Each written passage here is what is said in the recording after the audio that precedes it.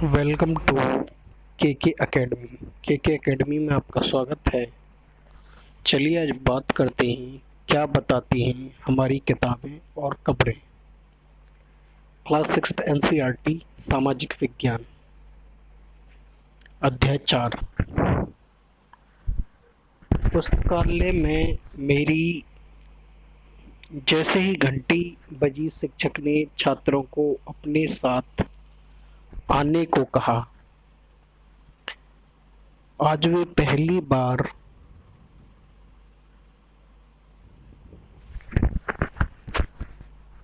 पुस्तकालय जा रहे थे।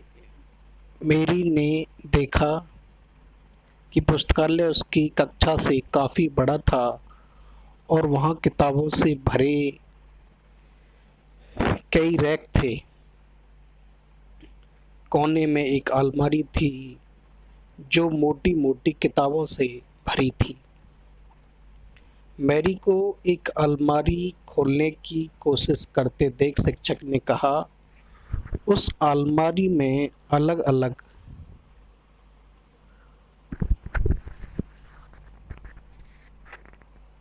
धर्मों से जुड़ी हुई महत्वपूर्ण किताबें हैं। क्या तुम्हें मालूम है कि हमारे पास वेदों का भी एक संग्रह है? मैरी सोचने लगी, वेद क्या है, चलो पता लगाएं।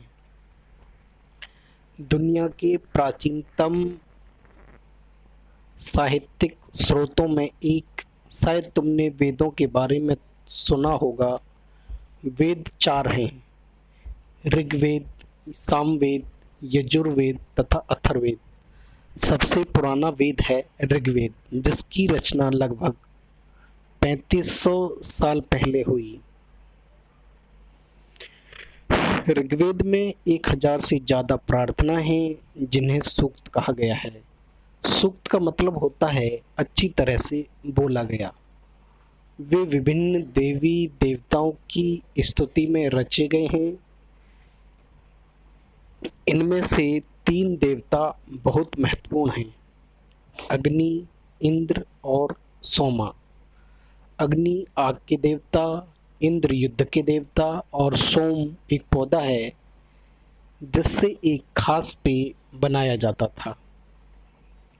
वैदिक प्रार्थनाओं की रचना ऋषियों ने की थी। आचार्य विद्यार्थियों को इन्हें अक्षरों, शब्दों और वाक्यों में बांटकर सस्वर पाठ द्वारा कंठस्थ करवाते थे। अधिकांश सूक्तों के रचयिता सीखने और सिखाने वाले पुरुष थे।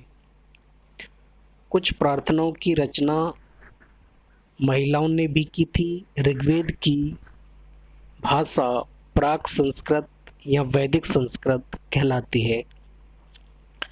तुम स्कूल में जो संस्कृत पढ़ती हो उससे यह भाषा थोड़ी भिन्न है। संस्कृत और अन्य भाषाएं। संस्कृत भाषा भारतीय, भारत और यूरोपीय भाषा परिवार का हिस्सा है।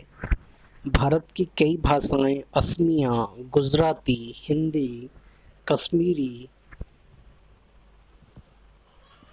और सिंधी एशियाई भाषाएं हैं। जैसे फारसी तथा यूरोप की बहुत सी भाषाएं जैसे अंग्रेजी, फ्रांसीसी, जर्मन, यूनानी आदि इसी परिवार से जुड़ी हुई हैं। उन्हें एक भाषा परिवार इसलिए कहा जाता है क्योंकि आरंभ में उनमें कई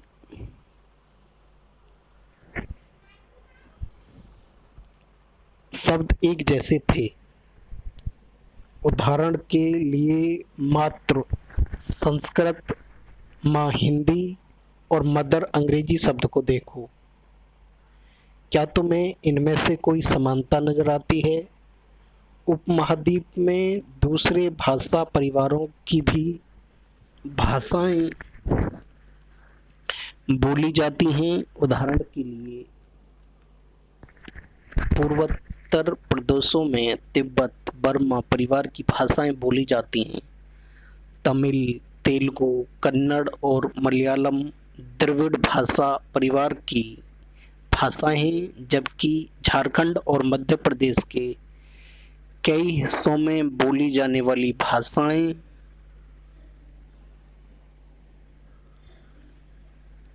ऑस्ट्रो एशियाटिक परिवार से जुड़ी हैं। उन भाषाओं की सूची बनाओ जिनके बारे में तुमने सुन रखा है, उनके भाषा परिवारों को पहचानने की कोशिश करो।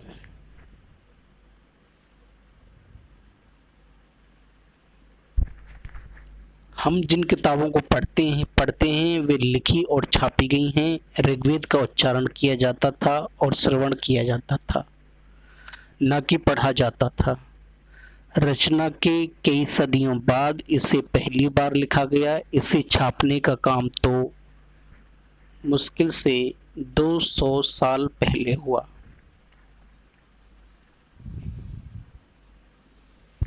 इतिहासकार ऋग्वेद का अध्ययन कैसे करते हैं? इतिहासकार पुरातत्ववेत्ताओं की तरह ही अतीत के बारे में जानकारी इकट्ठी करते हैं, लेकिन भौतिक अवशेषों के अलावा वे लिखित स्रोतों का भी उपयोग करते हैं। चलो देखते हैं कि वे ऋग्वेद का अध्ययन कैसे करते हैं। ऋग्वेद की कुछ सूक्त वार्तालाप के रूप में हैं। विश्वामित्र नामक ऋषि और देवियों के रूप में पूजित दो नदियों व्यास और सतलुज के बीच यह संवाद एक ऐसे ही सूक्त का अंश है। इन दोनों नदियों को मानचित्र पृष्ठ 2 में खोजें तथा फिर पढ़ें।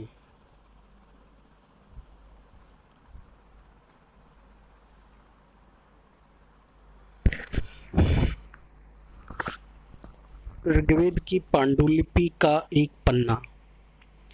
भुर्ज वृक्ष की छाल पर लिखी यह पांडुलिपि कश्मीर में पाई गई थी। लगभग 150 साल पहले ऋग्वेद की सबसे पहली बार छापने के लिए इसका उपयोग किया गया था। इसी पांडुलिपि को देखकर अंग्रेजी अनुवाद तैयार हुआ। यह पांडुलिपि पुणे महाराष्ट्र के एक पुस्तकालय में सुरक्षित है। विश्वामित्र और नदियां। विश्वामित्र, हे नदियों, अपने बछड़ों को चाटती हुई दो दमकती गायों की तरह दो फुर्तीले घोड़ों की चाल से पहाड़ों से नीचे आओ। इंद्र द्वारा दी हुई शक्ति से स्फूर्त तुम रथों की गति से सागर की ओर बह रही हो।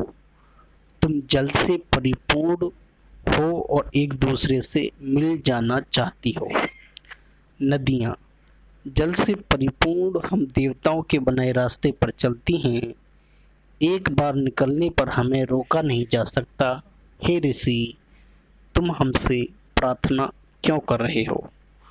विश्वामित्र, हे बहनों, तुम गायक की प्रार्थना सुनो। मैं रथों और गाड़ियों सहित बहुत दूर से आया हूँ। कृपा करके अपने जल को हमारे रथों और गाड़ियों की धुरियों के ऊपर न उठाओ, ताकि हम आसानी से उस पार जा सकें। नदियाँ, हम तुम्हारी प्रार्थना सुनेंगे जिससे तुम सुरक्षित पार हो सको। इतिहासकार यह बताते हैं कि यह प्रार्थना उस क्षेत्र में रची गई जहाँ ये नदियाँ बहती हैं। ये यह भी सुझाते हैं कि जिस समाज में ऋषि रहते थे वहाँ घोड़ों और गायों को बहुत महत्व दिया जाता था।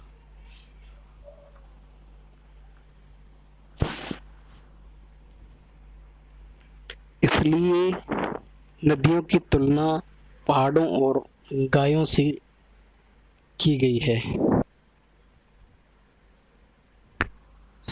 घोड़ों और गायों से की गई है। क्या तुम्हें लगता है कि रथ भी महत्वपूर्ण थे? अपने जवाब के लिए कारण बताओ। प्रार्थना की पंक्तियों को दोबारा पढ़कर यह बताओ कि उनमें परिवहन के लिए किन किन साधनों का उल्लेख है। ऋग्वेद की प्रार्थनाओं में अन्य दूसरी नदियां, खासकर सरस्वती, सिंधु और उसकी सहायक नदियों का भी जिक्र है। गंगा और यमुना का उल्लेख सिर्फ एक बार हुआ है। मानचित्र 1 को देखो और ऐसी 5 नदियों की सूची बनाओ जिनके नाम ऋग्वेद में नहीं है।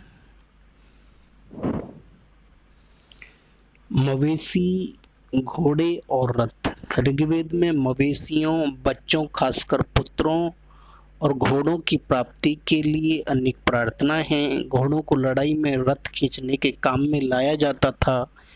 इन लड़ाइयों में मवेशी जीत कर लाए जाते थे।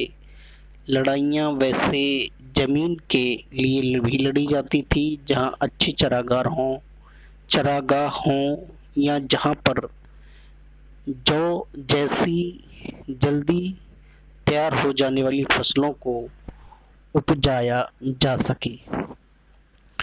कुछ लड़ाइयाँ पानी के स्रोतों और लोगों को बंदी बनाने के लिए भी लड़ी जाती थी। युद्ध में जीते गए धन का कुछ भाग सरदार रख लेते थे तथा कुछ हिस्सा पुरोहित को दिया जाता था।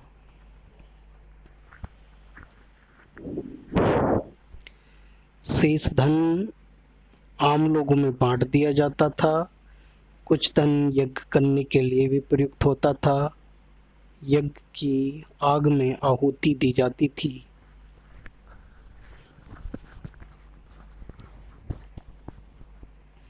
ये आहुतियाँ देवी देवताओं को दी जाती थी। घी, अनाज और कभी-कभी जानवरों की भी आहुति दी जाती थी। अधिकांश पुरुष इन युद्धों में भाग लेते थे। कोई स्थायी सेना नहीं होती थी, लेकिन लोग सभाओं में मिलते जुलते थे और युद्ध में शांति के विषय में सलाह मशविरा करते थे। वहाँ ये ऐसे लोगों को अपना सरदार चुनते थे जो बहादुर और कुशल योद्धा हों। लोगों की विशेषता बताने वाले शब्द। लोगों का वर्गीकरण काम, भाषा, परिवार या समुदाय, निवास स्थान या सांस्कृतिक परंपरा के आधार पर किया जाता रहा है। ऋग्वेद में लोगों की विशेषता बताने वाले कुछ शब्दों को देखो।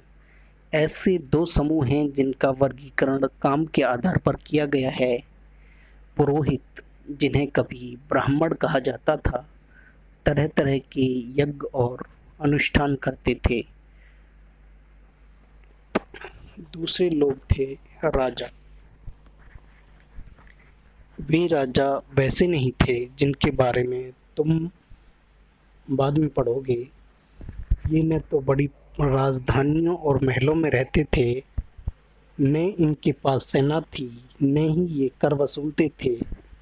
पर राजा की मृत्यु के बाद उसका बेटा अपने आप ही शासक नहीं बन जाता था।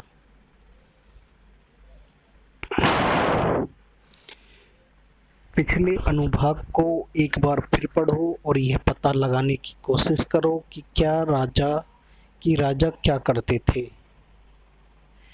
जनता या पूरे समुदाय के लिए 2 शब्दों का इस्तेमाल होता था। एक था जन, जिसका प्रयोग हिंदी व अन्य भाषाओं में आज भी होता है। दूसरा था विस, जिससे वैश्य शब्द निकला है। इस विषय पर तुम अध्याय 5 में विस्तार से पढ़ोगी। ऋग्वेद में विस और जनों के नाम मिलते हैं, इसलिए हमें पुरुजन या विस, भरतजन या विस, यदुजन जैसे कई उल्लेख मिलते हैं।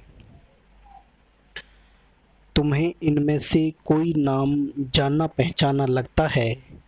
जिन लोगों ने इन प्रार्थनाओं की रचना की वे कभी कभी खुद को आर्य कहते थे तथा अपने विरोधियों को दास या दस्यु कहते थे। दस्यु वे लोग थे जो यज्ञ नहीं करते थे और शायद दूसरी भाषाएं बोलते थे। बाद के समय में दास स्त्रीलिंग दासी शब्द का मतलब गुलाम हो गया। दास वे स्त्री और पुरुष होते थे जिन्हें युद्ध में बंदी बनाया जाता था। उन्हें उनके मालिक की जायदाद माना जाता था। जो भी काम मालिक चाहते थे उन्हें वह सब करना पड़ता था। जिस युग में उपमहाद्वीप के उत्तर पश्चिम में ऋग्वेद की रचना हो रही थी, उसी समय दूसरी जगहों पर एक अलग तरह का विकास हो रहा था। देखो वहाँ क्या हो रहा था। खामोशी प्रहरी। कहानी महापाषाणों की। अगले पृष्ठ के चित्रों को देखो। ये शिलालेख महापाषाण, महा मतलब बड़ा, पाषाण पत्थर नाम से जाने जाते थे। महा का मतलब होता है बड़ा और पाषाण का मतलब होता है पत्थर। ये पत्थर दफन करने की जगह पर लोगों द्वारा बड़े करीने से लगाए गए थे। महापाषाण कब्रें बनाने की प्रथा लगभग 3000 साल पहले शुरू हुई। यह प्रथा दक्कन यानी कि दक्षिण भारत, उत्तर पूर्वी भारत और कश्मीर में प्रचलित थी। कुछ महत्वपूर्ण महापाषाण पुरास्थल मानचित्र 2 में दिखाए गए हैं। कुछ महापाषाण जमीन के ऊपर ही दिख जाते हैं, कुछ महापाषाण जमीन के भीतर भी होते हैं।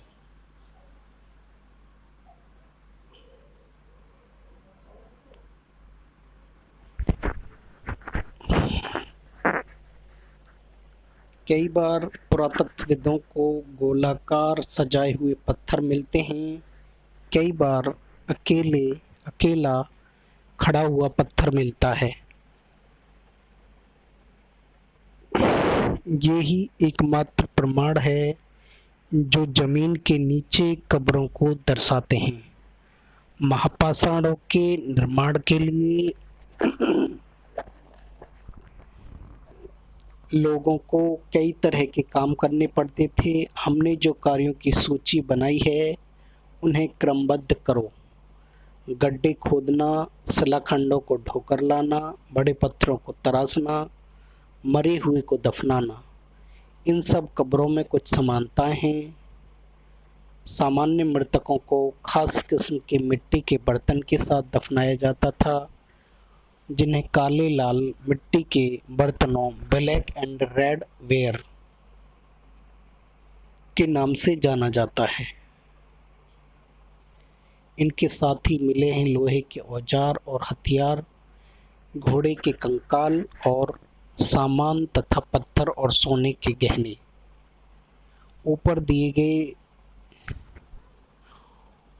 ऊपर इस तरह के महापाषाण को ताबूत समाधान शिष्ट कहा जाता है। यहाँ दिखाए गए शिष्ट में एक पोर्ट होल बड़ा सुराख है, जो शायद पत्थरों से बने हुए कमरे में जाने का रास्ता है।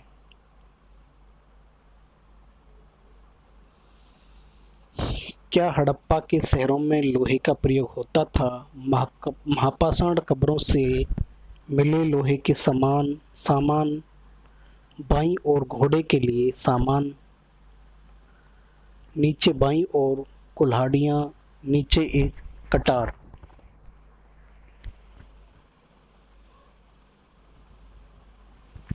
लोगों की सामाजिक असमानताओं के बारे में पता करना। पुरातत्वविद यह मानते हैं कि कंकाल के साथ पाई गई चीज़ें मरे हुए व्यक्ति की ही रही होंगी। कभी कभी एक कब्र की तुलना में दूसरी कब्र में ज़्यादा चीज़ें मिलती हैं। मानचित्र 2 पर पृष्ठ 12 है। ब्रह्मगिरी को खोजो। यहाँ एक व्यक्ति की कब्र में 33 सोने के मनके और शंख पाए गए हैं। दूसरे कंकालों के पास सिर्फ कुछ मिट्टी के बर्तन ही पाए गए हैं। यह दफनाए गए लोगों की सामाजिक स्थिति में भिन्नता को दर्शाता है। कुछ लोग अमीर थे तो कुछ लोग गरीब, कुछ लोग सरदार थे तो दूसरे अनुयायी। क्या कुछ कब्रगाहें खास परिवारों के लिए थी? कभी कभी महापाषाणों में एक से अधिक कंकाल मिले हैं। वे यह दर्शाते हैं कि शायद एक ही परिवार के लोगों को एक ही स्थान पर अलग अलग समय पर दफनाया गया था।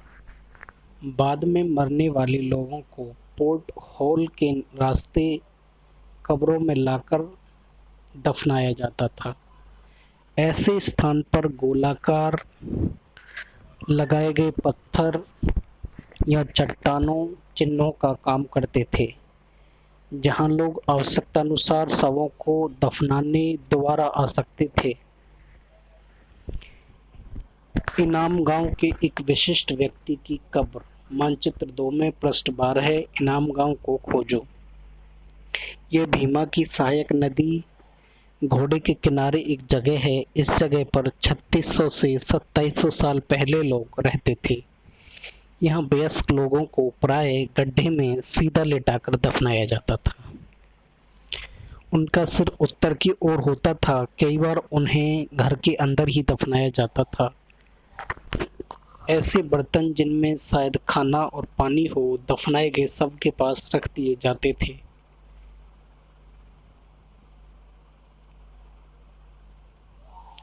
एक आदमी को 5 कमरों वाले मकान के आंगन में 4 पैरों वाले मिट्टी के एक बड़े संदूक में दफनाया गया था। बस्ती के बीच में बसा यह घर गांव के सबसे बड़े घरों में एक था।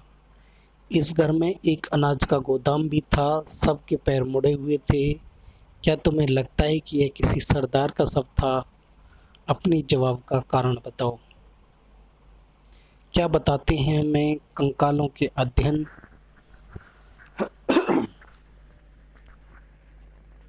क्या बताते हैं? छोटे आकार के आधार पर एक बच्चे के कंकाल को आसानी से पहचाना जा सकता है, लेकिन एक बच्चे और एक बच्ची के कंकाल के बीच कोई बड़ा फर्क नहीं होता।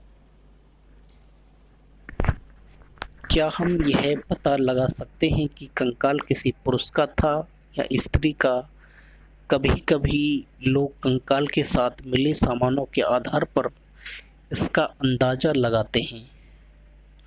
उदाहरण के लिए, यदि कंकाल के साथ गहने मिलते हैं तो कई बार उसे महिला का कंकाल मान लिया जाता है, लेकिन ऐसी समझ के साथ समस्या है। अक्सर पुरुष भी आभूषण पहनते थे। कंकाल का लिंग पहचानने का बेहतर तरीका उसकी हड्डियों की जांच है। चूंकि महिलाएं बच्चों को जन्म देती हैं, इसलिए उनका कटी प्रदेश या कूल्हा पुरुषों से ज़्यादा बड़ा होता है। ये समझ कंकालों के आधुनिक अध्ययन पर आधारित है। आज से लगभग 2000 साल पहले चरक नाम के प्रसिद्ध वैद्य हुए थे। उन्होंने चिकित्सा शास्त्र पर चरक संहिता नाम की किताब लिखी। वे कहते हैं कि मनुष्य के शरीर में 360 हड्डियां होती हैं। यह आधुनिक शारीरिक रचना विज्ञान की 206 हड्डियों से काफ़ी ज़्यादा है। संभवतः चरक ने अपनी गिनती में दांत, हड्डियों के जोड़ और कार्टिलेज को जोड़कर यह संख्या बताई थी। तुम्हारे अनुसार शरीर के बारे में उन्होंने इतनी विस्तृत जानकारी कैसे इकट्ठा की होगी?